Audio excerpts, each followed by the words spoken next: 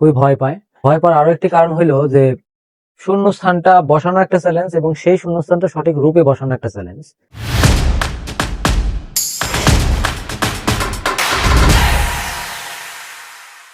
বিসমিল্লাহির রহমানির রহিম।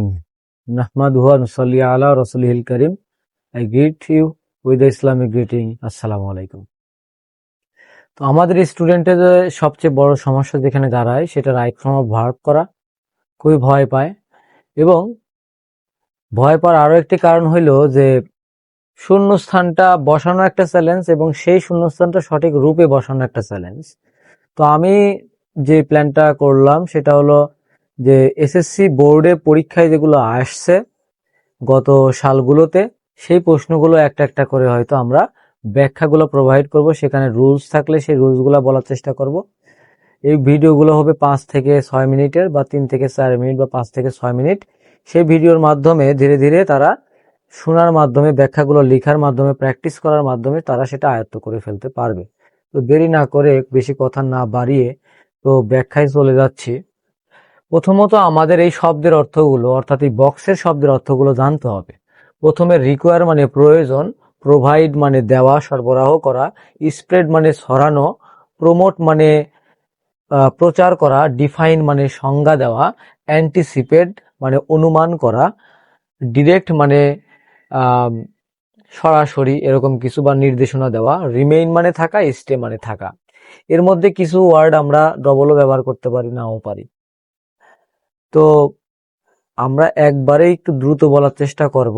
যদি তোমাদের সমস্যা মনে হয় বা হয় তাহলে তোমরা পজ করে রাখতে পারো বা লিখে আবার পরে শুনতে পারো, বা একটা প্র্যাকটিসটা দীর্ঘ মেয়াদি করতে হবে। তো আমরা যেহেতু ভিডিওটা থাকবে, তোমরা পজ করে শুনতে পারবে। আমরা খুব কুইকলি এটা করে যাব যারা শুনবে আর কি। তো পড়ি, প্রথমে একটা একটা সেন্টেন্স করার চেষ্টা করি। ই কমার্স, বর্তমানে যে ইলেকট্রনিক যে বিজনেস, কমার্স মানে বিজনেস বলে বুঝে থাকি। ইজ র্যাপিডলি মানে দ্রুত, বিং ড্যাশ লেখা আছে, being dash in our country, আমাদের দেশে ই কমার্সটা দ্রুত কি হচ্ছে। এখন আমরা ধরতে পারি কি হচ্ছে, বৃদ্ধি পাচ্ছে, ছড়িয়ে পড়ছে, এরকম কিছু। তো ছড়িয়ে পড়ার অর্থ হচ্ছে স্প্রেড করা, মানে ছড়িয়ে পড়া। এখন কথা হইলো এখানে স্ট্রাকচারটা কি আছে, ই কমার্স সাবজেক্টের জায়গায় আছে। এই ই কমার্স শব্দটা এখানে একটা সাবজেক্ট। এইটা তো নিজে নিজে ছড়াবে না, তার মানে সাবজেক্ট একটা কথা, গুরুত্বপূর্ণ কথা বলে দিই। এই এসএসসিতে সবথেকে বেশি যে প্রশ্নটা আসে সেটা সাবজেক্ট কাজ করে না, তখন সেই স্ট্রাকচারটা হয় প্যাসিভের স্ট্রাকচার। ম্যাক্সিমাম ক্ষেত্রে পাস্ট ইনডিফিনিট বা প্রেজেন্ট ইনডিফিনিটের প্যাসিভের স্ট্রাকচারে প্রশ্ন আসে। তবে এই জায়গায় যেটা আসছে সেটা হইলো অ্যামিজ আর এর পরে বিং দেওয়া আছে, being, am being, is being, are being, এর পরে যদি শূন্যস্থান থাকে তাহলে সেটা অবশ্যই পাস্ট কন্টিনিউয়াসের প্যাসিভ হবে। প্যাসিভ মানে এরপরে এখন ভার্বের পাস্ট পার্টিসিপল ফর্ম, যেটাকে আমরা সংক্ষেপে বলে থাকি V3, ভার্বের 3 নাম্বার ফর্ম বসবে। তার মানে ইজ বিং, এখানে আমাদের যাই বসাই সেটার ভার্বের পাস্ট পার্টিসিপল ফর্ম বসাতে হবে। সেই ক্ষেত্রে স্প্রেড যদি এখানে বসাই, সেক্ষেত্রে স্প্রেডের পাস্ট পার্টিসিপল ফর্ম আমাদের এখন জানতে হবে। তাহলে স্প্রেডের পাস্ট পার্টিসিপল ফর্ম হইল স্প্রেড। স্প্রেডের কোনো রূপের পরিবর্তন ঘটে না। স্প্রেডের পাস্ট ফর্মোজা, প্রেজেন্ট ফর্মতা, পাস্ট পার্টিসিপল ফর্মতা। তাহলে প্রথম উত্তর আমরা পাইলাম স্প্রেড। কেন? এটা প্যাসিভ ছিল এবং অ্যাম্বিং ইজবিং এর পরে প্যাসিভ বসানো হইলো এবং 3 নাম্বার ফর্ম বসানো হইলো। সেই 3 নাম্বার ফর্মটা কি? স্প্রেডের 3 নাম্বার ফর্ম হইলো স্প্রেড। ওকে, 1 নাম্বার সেন্টেন্স করা হয়ে গেল। দ্বিতীয় সেন্টেন্সের সাবজেক্ট হিসেবে দেওয়া হয়েছে ইট, এটা হইলো এখানকার সাবজেক্ট। ভালো কথা, ইট মানে বুঝাচ্ছে কে? E commerce. ইট মানে কিন্তু কি? E commerce. আচ্ছা, মে একটা মডেল অক্সিলারি, এর পরে বি দেওয়া আছে। আমরা জানি মডেল অক্সিলারির পরে ভার্বের প্রেজেন্ট ফর্ম বসে, এবং মডেল অক্সিলারির পরে যদি বি থাকে তাহলে এরপরে ভার্বের 3 নাম্বার ফর্ম বসে, মানে প্যাসিভ হয় আবারও। এটা আবারও passive. It may be dash as a business process. তাহলে এখানে কি এটাকে বলা যায়, এটাকে ডিফাইন করা যায়। এখানে বলতে পারি কি, ডিফাইন করা মানে হইল সংজ্ঞায়িত করা। এটাকে ডিফাইন করা যায় অ্যাজ এ বিজনেস প্রসেস। এটা একটা বিজনেসের মানে ব্যবসার পদ্ধতি প্রক্রিয়া থ্রু ইলেকট্রনিক ট্রানজিশন, ইলেকট্রনিক আদান মানে ইলেকট্রনিক আদান প্রদান হবে এখানে। তাহলে এখানে যদি আমরা V3 বসাই, সেখানে ডিফাইন যদি বসাতে চাই, সেই ডিফাইনের V3 হইল ডিফাইন্ড। কেন বসাইলাম? মডেল অক্সিলারির পরে V3। তবে সেন্টেন্সের অর্থও কিন্তু বুঝতে হবে, না হলে তুমি শূন্যস্থানটা পিক করতে পারবে না, নিতে পারবে না। ওকে, তারপরে কি হলো, এই পর্যন্ত আমরা পড়ে ফেললাম। এবার বায়ার্স অ্যান্ড সেলার্স, এটা আবার সাবজেক্ট। বায়ার্স অ্যান্ড সেলার্স দুইজন মিলে, কি ক্রেতা এবং বিক্রেতা, আর দেওয়া আছে are not dash to talk, কথা বলার হয় না। কি হয় না? আমরা বলতে পারি যে প্রয়োজন হয় না। তাহলে এই যে প্রয়োজনের ইংরেজি হচ্ছে রিকোয়ার হয় না। এখন প্রয়োজন হয় না, অ্যামিজারের পরে আমরা অপশন পাইতে পারি দুইটা অপশন।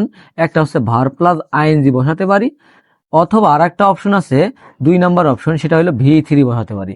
যদি কন্টিনিউয়াস হয় তাহলে কাজটা আইএনজি হবে, কন্টিনিউয়াস হলে অ্যামিজারের পরে ভার্বের সাথে আইএনজি। আর যদি নাকি এটা কন্টিনিউয়াস না হয় তাহলে অবশ্যই সেটা প্রেজেন্ট ইনডিফিনিটে প্যাসিভ হবে। প্যাসিভ হলে ভার্বের পাস্ট পার্টিসিপল ফর্ম বসবে। এক্ষেত্রে বায়ার অ্যান্ড সেলাররা কন্টিনিউয়াস করতেছে না কিছু, তার মানে তাদের প্রয়োজন হয় না কি কথা বলার। প্যাসিভ সেন্টেন্স, অ্যামিজারের পরে প্যাসিভ বোঝাতে আমরা কি বলতে পারি? সাবজেক্ট সরাসরি কথাটা এখন করতেছে না, কন্টিনিউয়াসও করতেছে না, সেই ক্ষেত্রে আমরা বসাইলাম কি রিকোয়ারের V3, রিকোয়ার্ড, প্রয়োজন হয় না। তাহলে উত্তর পাইলাম আমরা রিকোয়ার্ড, এটা আমরা বসাইলাম হচ্ছে V3, ভার্বের পাস্ট পার্টিসিপল ফর্ম, অ্যামিজারের পরে প্যাসিভ। তাহলে আমরা প্রথম যে 3টা শূন্যস্থান করলাম, A নাম্বার শূন্যস্থান, তারপরে গেল এখানে B নাম্বার শূন্যস্থান এবং এখানে C নাম্বার শূন্যস্থান, এই 3ও শূন্যস্থানে আমরা কিন্তু প্যাসিভ স্ট্রাকচার পাইলাম। এটা ছিল প্রেজেন্ট কন্টিনিউয়াসে প্যাসিভ, এটা হলো মডেল অক্সিলারি দিয়ে প্যাসিভ, এখানে এটা প্রেজেন্ট ইনডিফিনিটে প্যাসিভ। আচ্ছা, এই 3টা সেন্টেন্স দেখে আমরা যেটা বুঝতেছি, অ্যামিজার, মে এবং আর, এই কথাগুলো দ্বারা বুঝতেছি এটা একটা প্রেজেন্টের ঘটনা, বর্তমানের ঘটনা। আচ্ছা, ফেস টু ফেসে কথা বলার প্রয়োজন হয় না। পরের সেন্টেন্সে বলা হচ্ছে উই মে গেট, আমরা পেতে পারি, আওয়ার রিকোয়ার্ড, আমাদের, এই মে একটা মডেল অক্সিলারি, গেট একটা V1, এটা মডেল অক্সিলারি হিসেবে বলছে যে আমরা পেতে পারি আমাদের প্রয়োজনীয় রিকোয়ার্ড প্রোডাক্ট, আমাদের প্রয়োজনীয় প্রোডাক্ট পেতে পারি ড্যাশ অ্যাট হোম। এখন নিয়মটা হচ্ছে এই, দেখো এখানেও আর একটা ভার্ব দেওয়া হয়েছে V3 হিসেবে, আবার এখানেও একটা ভার্ব বইছে। তাহলে এই সেন্টেন্সে মোট 3টি ভার্ব আছে। একটা সেন্টেন্স বইছে, এটা হচ্ছে মানে টেন্স অনুযায়ী না বসলেও সেটা যে মডেল অক্সিলারি অনুযায়ী বইছে বিশেষ অর্থ সম্পাদনের জন্য। এখন এইটা হলো ফাইনিট ভার্ব, এবং এর পরে যদি দ্বিতীয় ভার্ব আসে, আরো ভার্ব আসে, সেই ভার্বগুলো যদি ক্লজ না তৈরি করে তাহলে সেই ভার্বটা অবশ্যই নন ফাইনিট ভার্ব হবে। নন ফাইনিটের মধ্যে 2 প্লাস V1 দিতে পারি, V3 দিতে পারি, এবং আর একটা কি করতে পারি, ভার্ব প্লাস আইএনজি দিতে পারি। ম্যাক্সিমাম ক্ষেত্রে আমরা ভার্ব প্লাস আইএনজি বসাবো। তাহলে আমরা পেতে পারি আমাদের প্রয়োজনীয় প্রোডাক্ট, কিভাবে পেতে পারি? এখানে আমরা দুইটা শব্দ, এখানে 3টা শব্দ বসাতে পারি। দেখো, প্রোভাইডেড দিতে পারি, V3 যদি বসাই, V3 বসাতে পারি, প্রোভাইডেড অ্যাট হোম, উত্তর সঠিক হবে। আবার যদি বলি না আমরা বাসায় থেকে পাই, তাহলে আমরা স্টেইং, ভার্ব প্লাস আইএনজি দিতে পারি। এখানে আমরা কি লিখতে পারি? স্টেইং লিখতে পারি, বাসায় থেকে অ্যাট হোম।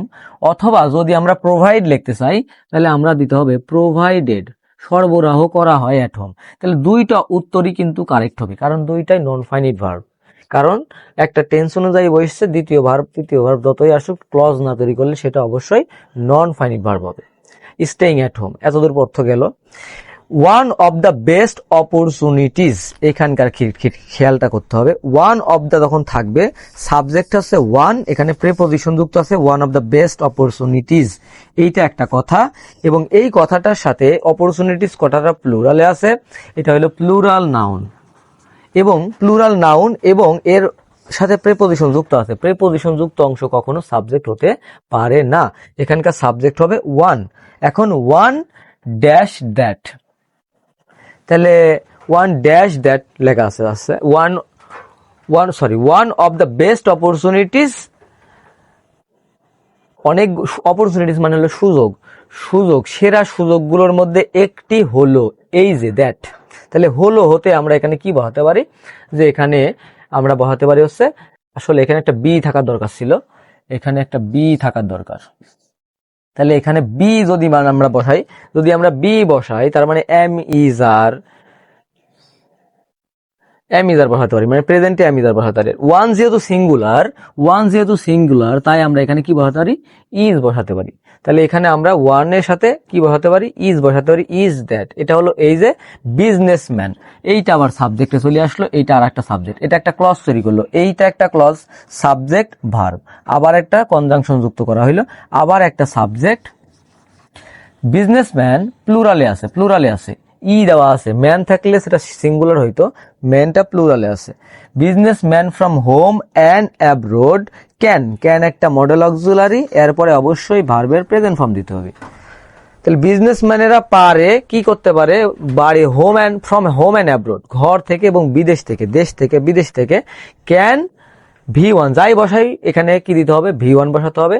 সেক্ষেত্রে যদি আমরা বলি প্রমোট করা মানে প্রচার করা, সেক্ষেত্রে প্রমোট করা মানে প্রচার করা, তাহলে প্রমোট যদি বসাই, ক্যান প্রমোট তারা প্রচার করতে পারে, তাহলে প্রমোটের প্রমোটই বসবে, এখানে কোনো পরিবর্তন ঘটবে না, V1 বসবে, কেননা মডেল অক্সিলারি পরে V1 বসে। ক্যান প্রমোট দেয়ার বিজনেস, তারা তাদের ব্যবসা প্রচার করতে পারবে ইউজিং দিস সিস্টেম। এই দেখো এখানেও একটা ভার্ব বসে, দ্বিতীয় ভার্ব, তাহলে দ্বিতীয় ভার্ব আইছে, সেই ভার্বের সাথে নন ফাইনিট ভার্ব বসানো হয়েছে। দ্বিতীয় ভার্ব আসলে ভার্বের সাথে আইএনজি অথবা V3 বসাতে হবে, ম্যাক্সিমাম ক্ষেত্রে ভার্বের সাথে আইএনজি। তাহলে বিজনেসম্যান দিস সিস্টেম, এই সিস্টেমের মাধ্যমে ড্যাশ লেগেছে resources dash in their respective countries, তাদের নিজ নিজ দেশে থেকে থেকে আমরা এখন কি বললাম, দ্বিতীয় যদি ভার্ব আসে, তৃতীয় ভার্ব আসে, যদি ক্লজ না তৈরি করে, সেই ভার্বের সাথে নন ফাইনিট হিসেবে ভার্বের সাথে আইএনজি দিতে পারবো। তাহলে থেকে এর ইংরেজি হচ্ছে রিমেইন করা, এই যে রিমেইন মানে থাকা, রিমেইনের সাথে আমরা বসাইলাম রিমেইনিং, আইএনজি যোগ করে দিলাম, remaining in the respective countries, তাদের নিজ নিজ দেশে থেকে তারা এটা প্রচার করতে পারে, প্রমোট করতে পারে। ভালো কথা। আচ্ছা, ইট ড্যাশ আস, এটা আমাদেরকে দেয়, উইথ গ্লোবাল ইনফো দেয়, বৈশ্বিক তথ্য দেয়, রিসোর্সেস দেয়, সম্পদ দেয়, অ্যান্ড সার্ভিসেস দেয়, সেবাও দেয়। তাহলে এখানে যদি দেওয়ার ইংরেজি ব্যবহার করতে চাই, তাহলে সেক্ষেত্রে আমরা পাবো হচ্ছে প্রোভাইড মানে দেওয়া, গিভ করা। তাহলে ইট যেহেতু থার্ড পারসন, ঘটনাটা প্রেজেন্টের, তাহলে অবশ্যই it third person singular number হইলে, প্রেজেন্ট ইনডিফিনিট টেন্স হইলে ভার্বের সাথে এস বাই এস যোগ করতে হবে। সেক্ষেত্রে আমরা এখানে ব্যবহার করতে পারি প্রোভাইডস। ইট প্রোভাইডস আস, এটা আমাদেরকে দেয়, উইথ গ্লোবাল ইনফরমেশন, তথ্য দেয়, রিসোর্সেস দেয়, অ্যান্ড সার্ভিসেস দেয়। তারপর লিখছে ইট ইজ ড্যাশ দ্যাট। আচ্ছা, এই যে অ্যামিজার ব্যবহার করা হইলো, এটা ড্যাশ করা হয় যে, তার মানে এখানে যে শব্দগুলো আছে সেক্ষেত্রে এগুলো আমরা মোস্ট ব্যবহার করে ফেলেছি, অ্যান্টিসিপেট শব্দ ব্যবহার করিনি। অ্যান্টিসিপেট শব্দের অর্থ হলো অনুমান করা, এটা অনুমান করা হয়, যদি বিলিভ থাকতো এরকম, অ্যান্টিসিপেটই ভালো। তাহলে যাই বসায় এটাকে অনুমান করা হয়, এটা তো নিজে অনুমান করে না, তার মানে সাবজেক্ট এই কাজটা করতে পারে না, সাবজেক্ট এই কাজটা কি করতে পারে না, এটা হলো সাবজেক্ট, ইট হলো সাবজেক্ট, এই কাজটা করে না, তাহলে প্যাসিভ হবে। তাহলে প্যাসিভ হইলে অ্যামিজারের পরে অবশ্যই কি বসাতে হবে, V3 বসাতে হবে। কি বসাতে হবে, V3 বসাতে হবে, যাই বসাই V3 বসাতে হবে। ইট ইজ, তাহলে এখানে আমরা বসাবো কি, অ্যান্টিসিপেটেড, V3 হিসেবে বসাবো অ্যান্টিসিপেটেড, এটা অনুমান করা হয়, অ্যান্টিসিপেটেড দ্যাট অনুমান করা হয়। ইট হইলো সাবজেক্ট, উইল, তাহলে ইট হইলো সাবজেক্ট, উইল আছে, উইলের পরে অবশ্যই ভার্বের প্রেজেন্ট ফর্ম বসবে, শ্যাল, উইল, এগুলোর পরে সবসময় কি মডেল অক্সিলারি পরে V1 বসবে। It will dash our domestic business, আমাদের দেশের দেশের যে বিজনেস ব্যবসা আছে সেটা কি করবে, প্রসার করতে সহযোগিতা করবে, বিস্তার করতে সহযোগিতা করবে। তাহলে এখানে আমরা বলতে পারি যে ইট উইল, এটা অনুমান করা হয় যে ইট উইল, আমরা এখানে দিতে পারি প্রমোট করবে, অথবা স্প্রেড দিলে কোনো ভুল হবে না, যাইতে V1 দিতে হবে, এখানে প্রমোট লিখলাম আমরা, প্রমোট। তাহলে প্রমোট করলে it will promote our domestic business very soon. তো এই ছিল আসলে বরিশাল বোর্ড 2024-25 যে প্রশ্ন, 27 সালে যারা দিবে তাদের জন্য ইম্পর্টেন্ট 25 সালের গুলো। আমরা চেষ্টা করব প্রতিনিয়ত একটা একটা করে টপিক ডিসকাশন করার, সেটার ব্যাখ্যা দেওয়ার। তোমরা যারা দুর্বল আছো বা সমস্যা মনে হয়, তারা যেগুলো সমস্যা আমার হোয়াটসঅ্যাপ নাম্বারে কথা বলবে বা জানাবে, তাহলে আমরা সেই টপিকগুলো নিয়ে কথা বলবো। আর আহ, সমস্যা থাকলে সেই সমস্যাগুলো আমাকে জানাবে, তোমাদের কথা থাকলে, এবং কমেন্টের মাধ্যমে জানাবে বা লাইক করবে। তাছাড়া আসলে যদি বোঝা না যায় যে আসলে এটা দ্বারা কেউ উপকৃত হচ্ছে কিনা বা কেউ মানে সেরকম রেসপন্স করছে কিনা, সেই ক্ষেত্রে আসলে আমি ব্যক্তিগতভাবে হয়তো দেখা যাচ্ছে যে হয়তো ভবিষ্যতে যদি দেখা যায় যে কেউ উপকৃত হচ্ছে না, রেসপন্স পাচ্ছি না, সেক্ষেত্রে আসলে এগুলা করা কষ্টসাধ্য হয় বা করা যায় না, তখন তখন হয়তো স্টপ করে দিতে হবে। তো এই চ্যানেলটা আসলে দীর্ঘদিন ছিল, পরবর্তীতে কিছু সমস্যা হওয়ার কারণে 3032-এর মতো সাবস্ক্রাইবার হয়েছিল, পরে মনিটাইজেশন আসছিল, হয়ে সবকিছু ভালোই চলতেছিল। বাট এটা সমস্যা হওয়ার পরে এটার একটা রেস্ট্রিকশন চলে আসছে 90 দিনের জন্য, এই জন্য আমি একটু ভিডিও করা বাদ দিছিলাম। তো যদি আমার এই ছোট ভিডিওগুলো থেকে তোমরা উপকৃত হও, রেসপন্স করবে এবং জানাবে, আহ, তাহলে আমার নিজেরও ভালো লাগবে। Okay, that's all for today. Until my next upload, have a good time. আল্লাহ হাফেজ।